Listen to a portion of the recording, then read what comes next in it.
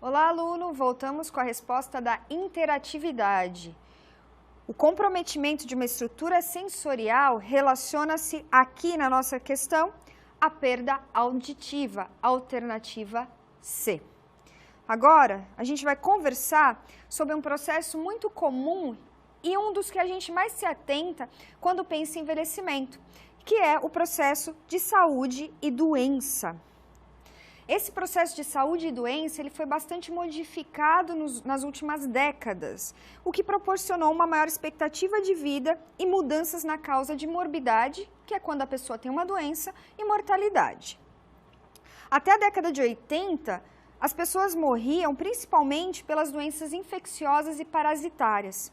A partir desse momento, acontece uma transição epidemiológica e há um aumento na incidência das doenças crônicas não transmissíveis. O que quer dizer isso? Você pode me perguntar.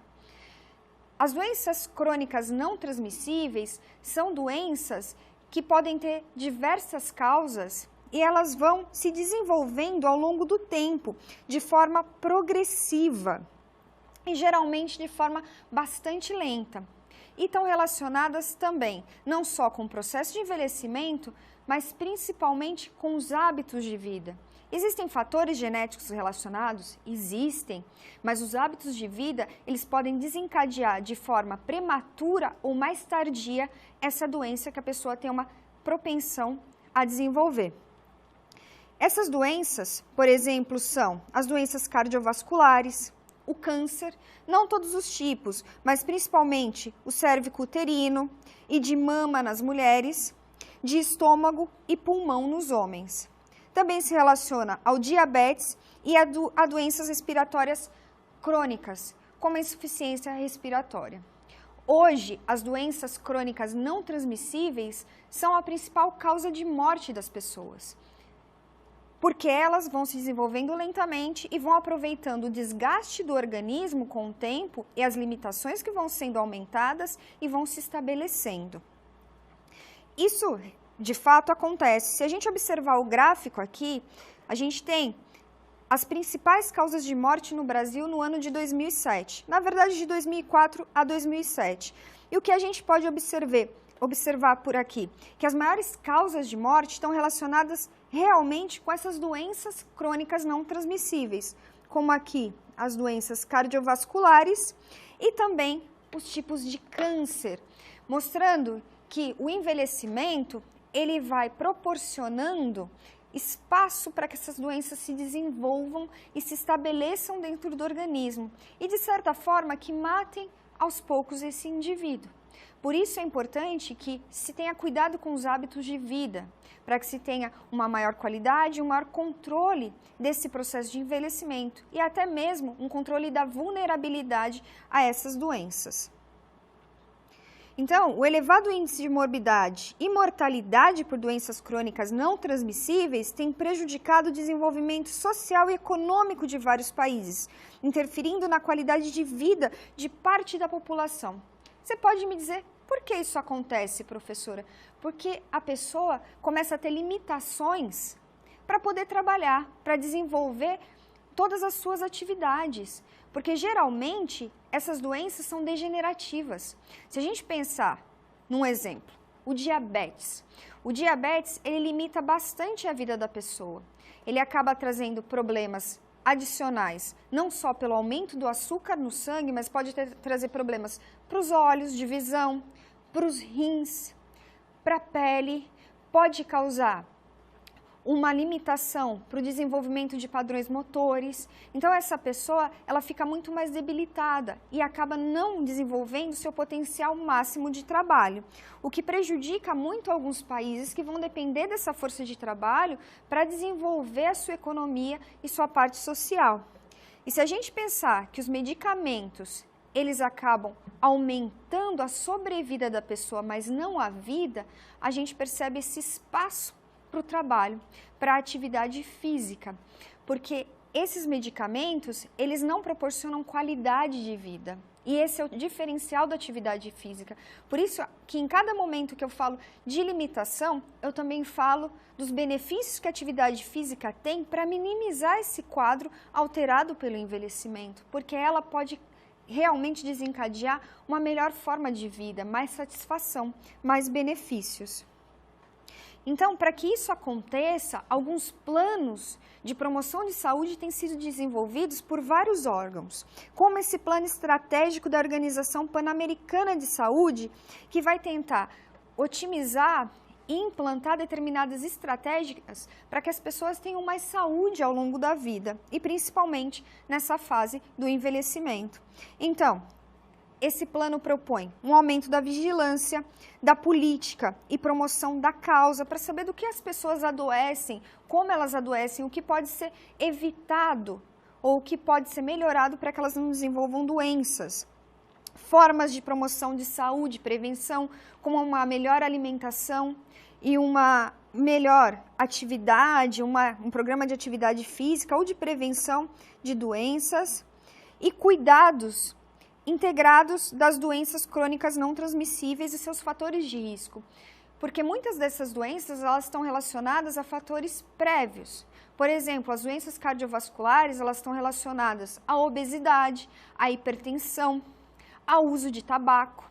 Então, a partir do momento que se tem um controle maior desses fatores, a população é mais ativa, tem hábitos mais saudáveis, ela acaba tendo menos incorporação de gordura, fica uma população menos obesa, desenvolve menos hipertensão. Se ela tem bons hábitos, ela também não vai fumar, o que vai ajudar com que essas doenças cardiovasculares não sejam desenvolvidas ou sejam desenvolvidas numa fase muito posterior da vida.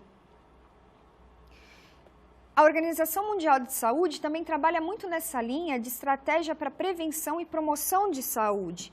Em 1948, ela estabeleceu que saúde é um estado de completo bem-estar físico, mental e social, e não apenas a ausência de doença ou enfermidade. Aí você consegue entender por que foi enfatizado nessa videoaula o desenvolvimento psicológico, social, cognitivo e motor. Porque não é só ausência de doença, eu tenho que ter um bem-estar completo do meu organismo para ter saúde.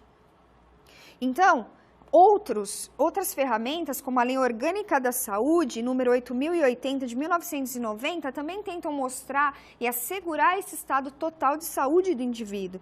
Para se ter saúde, alguns fatores são determinantes, tais como a alimentação, a moradia, o saneamento básico, o meio ambiente, o trabalho, a renda, a educação, a atividade física, o transporte, o lazer e o acesso aos bens e serviços essenciais. Quer dizer que a população tem que ter direito a viver, a poder comer, a poder ter hábitos de higiene, a ter uma segurança para poder pagar conta. Tudo isso influencia, porque vai influenciar também no estado psicológico, social, que reflete na parte cognitiva e motora do indivíduo. Então, saúde é algo muito mais amplo do que só não ter doença, é ter realmente qualidade de vida. A saúde apresenta determinantes biológicos, como o estilo de vida e a forma como o indivíduo se relaciona com os fatores de risco, como eu falei para vocês, obesidade, hipertensão, uso de tabaco, sedentarismo. E determinantes sociais, condições sociais, econômicas de vida e trabalho, influências culturais e comportamentais. Então, a partir dessa definição de determinantes biológicos e sociais, é possível observar que o indivíduo é muito mais do que uma determinação de genes biológicos, mas é uma interação com tudo aquilo que ela vive, com as escolhas, né, que esse indivíduo faz e também com as dificuldades e obstáculos que essa pessoa se depara ao longo do tempo. Então, para a promoção de saúde, ocorre com o estabelecimento de ferramentas e estratégias, como aquela do plano da Sociedade Pan-Americana, como a Carta de Ottawa, que foi estabelecida em 1986, considerando esses determinantes biológicos e sociais. E ela diz que a velhice não é uma doença, mas uma etapa evolutiva da vida, é uma etapa do desenvolvimento. É preciso melhorar a capacidade funcional dos idosos por capacitação e estímulos, prevenindo agravos à saúde. A promoção de saúde deve enfatizar o bom funcionamento físico, mental e social, assim como a prevenção de enfermidades e incapacidades. Quanto mais independente e autônomo for o idoso, melhor para toda a sociedade, porque ele continua produtivo, ele continua feliz, tendo objetivos, convivendo com a família e trazendo menos custos para o governo.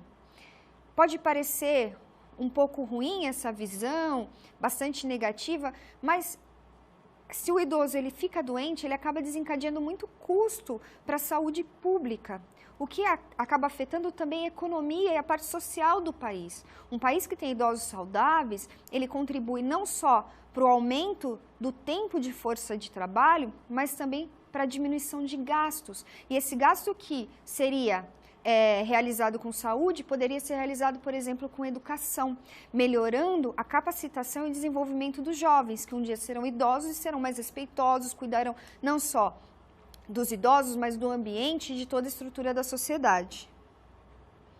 Para a promoção de saúde, existe uma política nacional do idoso, que enfatiza a promoção do envelhecimento saudável, manutenção da capacidade funcional, assistência às necessidades do idoso, reabilitação, capacitação de recursos humanos para tratar dessas pessoas, apoio ao desenvolvimento de cuidados informais e apoio a estudos e pesquisas para entender melhor esse processo e para fazer com que os idosos tenham um bem-estar e uma qualidade de vida melhor. Nessas estratégias, a gente pode, então, enfatizar a alimentação saudável e a prática de atividades físicas, que vão auxiliar bastante com que esse indivíduo tenha uma melhor qualidade de vida e possa prevenir ou adiar essas doenças crônicas não transmissíveis. Se a gente pensar no que desenvolve, o que causam essas doenças, é importante que a gente conheça principalmente 3 modelos. O modelo multicausal, que estaria relacionado, sim, com essas doenças crônicas não transmissíveis, que seria a relação do ambiente, do agente e do hospedeiro, que no caso, se a gente pensar em doenças infecciosas e parasitárias, isso cabe diretamente, mas também cabe nas doenças crônicas não transmissíveis, que foram, ao decorrer do tempo, mudando, né, essa relação estabelecida, que inicialmente considerava esses 3 elementos, a idade, o sexo, a raça, os hábitos e os costumes, para que uma determinada doença ocorresse. Depois, o modelo de prevenção, considerando a história natural da doença e vendo em níveis desde promoção de saúde, de prevenção, o diagnóstico, os tratamentos e a forma de reabilitação. E, por último, um modelo que cabe muito mais hoje no nosso dia a dia, que é quando se considera não só esses agentes que vão interferir ou vão interagir para causar a doença, mas como o comportamento da sociedade, a situação do país, a forma com que as pessoas estão interagindo ao redor de uma pessoa. Tudo isso vai influenciar nas escolhas e no desenvolvimento de uma determinada doença. Então, as redes sociais do indivíduo, considerando o estilo de vida, a idade, o sexo e os fatores hereditários, são determinantes para que essa pessoa desenvolva ou não uma determinada doença. A partir desses conhecimentos, a gente pode ir, então, para a interatividade. As doenças crônicas não transmissíveis são doenças que apresentam diversas causas que se desenvolvem ao longo da vida, de forma lenta e progressiva, e são a principal causa de mortalidade e incapacidade prematura em todo o mundo. São exemplos de doenças crônicas não transmissíveis. Alternativa A, doenças renais e cardiovasculares. Alternativa B, doenças hepáticas e respiratórias. Alternativa C, câncer de tireoide e de próstata. Alternativa D, diabetes e doenças respiratórias crônicas. E alternativa E, pneumonia e dermatite. Já já voltamos com a resposta da interatividade.